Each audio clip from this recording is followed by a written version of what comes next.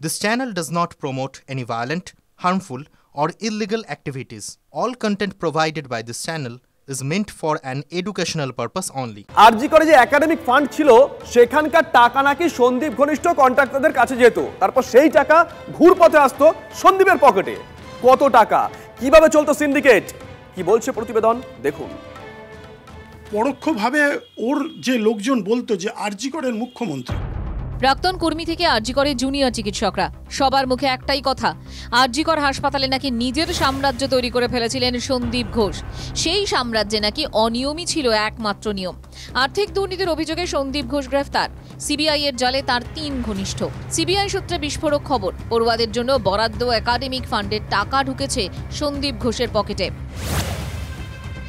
গত মঙ্গলবার আদালতে সিবিআই এর আইনজীবী বলেছিলেন, আরজি করে আর্থিক দুর্নীতির পিছনে ষড়যন্ত্র রয়েছে।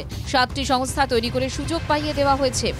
আরজিকর হাসপাতালে বায়োমেডিক্যাল বর্জ্য পাচার হোক কিংবা টেন্ডার বেনিয়ম, সন্দীপ ঘোষের জামানায় দুর্নীতির হাজারো অভিযোগ করেছেন আক্তার আলী। এবার দুর্নীতি মামলায় সিবিআই এর বিস্ফোরক অভিযোগ।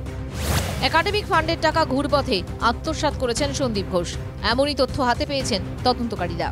চিকিৎসকরা বলছেন, একাডেমিক ফান্ডের টাকা পড়ুয়াদের পড়াশোনা সংক্রান্ত প্রয়োজনে ব্যবহার করা হয়। আরজিকর হাসপাতালে শিক্ষার জন্য বা পড়াশোনার জন্য সরকার থেকে যে টাকা বরাদ্দ করা হতো সেই টাকাও ঘুরপথে সন্দীপ ঘোষের কাছে গিয়েছে। চাঞ্চল্যকর এই অভিযোগ সিবিআইয়ের তরফ থেকে আসছে। সিবিআই সূত্রে খবর, একাডেমিক ফান্ডের টাকা ঘনিষ্ঠ কন্ট্রাক্টরদের পাইয়ে দিয়েছেন সন্দীপ ঘোষ। সেই টাকাই আবার ঘুরে ফিরে ঢুকেছে সন্দীপ ঘোষের পকেটে। সেই কন্ট্রাক্টররা যেহেতু সন্দীপ ঘোষের সুবাদে বা সন্দীপ ঘোষের ঘনিষ্ঠ হওয়াতেই তারা কাজের বরাত পেয়েছে, সেই টাকা আবার ঘুরপথে সন্দীপ ঘোষের কাছে পাঠিয়ে দিতেন।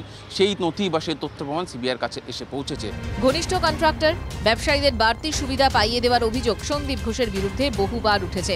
সিবিআই এর অভিযোগ, একাডেমিক ফান্ডে গড়মিলের খবর যাতে স্বাস্থ্য দপ্তরের কানে না পৌঁছয় সেই ব্যবস্থাও করে রেখেছিলেন সন্দীপ। প্রশ্ন হলো, হাসপাতালের কত টাকা প্রাক্তন অধ্যক্ষের পকেটে ঢুকেছে?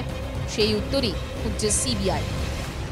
একই সঙ্গে স্বাস্থ্য ভবনের বা স্বাস্থ্য দপ্তরের কারা কারা এই খবর জানতে পেরেছিলেন বা জেনেও চুপ করে বসেছিলেন তাদেরও তালিকা তৈরি হচ্ছে। তার কারণ পরবর্তীতে তদন্তের স্বার্থে তাদেরকেও জিজ্ঞাসাবাদ করবে সিবিআই। তারাও এই আর্থিক লেনদেন বা এই আর্থিক দুর্নীতির ভাগ পেয়েছেন কি না, পেলে কত টাকা পেয়েছেন সেটাও তদন্তকারীরা এবার খতিয়ে দেখবে।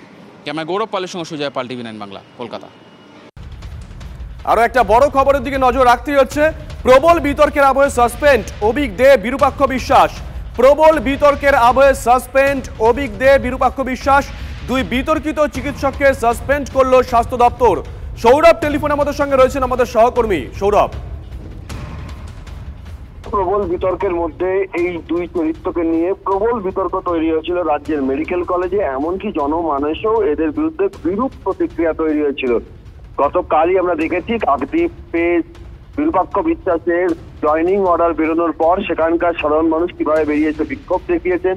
ডক্টর অভিক দে, তার বিরুদ্ধে জনমানসে বিক্ষোভ রয়েছে। লালবাজার অভিযানে সেই প্রতিফলিত হয়েছে। অভিক দে, তিনি সরকারি চাকরি করেন, তাকে সাসপেন্ড করা হয়েছে।